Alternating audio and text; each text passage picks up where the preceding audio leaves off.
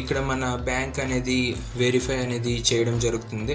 ఇక్కడ PhonePe, Paytm, Google pay ఇక్కడ 3 అనేది ఆప్షన్లు ఇచ్చారు. మనం ఫోన్‌పే అనేది క్లిక్ చేసుకుందాం ప్రస్తుతానికి. ఇక్కడ send ₹1 to verify your bank. ₹1 అయితే మన అకౌంట్ నుంచి డెబిట్ చేయడం అనేది జరుగుతుంది డీమ్యాట్ అకౌంట్ నుంచి for the verification of grow account. So ₹1 అయితే మన అకౌంట్ నుంచి డెబిట్ అవుతుంది ఫ్రెండ్స్. అది మళ్ళీ 4 డేస్లో మన అకౌంట్కి అయితే క్రెడిట్ అయిపోతుంది. So send ₹1 to verify your bank అని క్లిక్ చేశాక మనం యూపీఐ నుంచి డైరెక్ట్ ఫోన్పే అనేది మనం రీడైరెక్ట్ అవుతాం.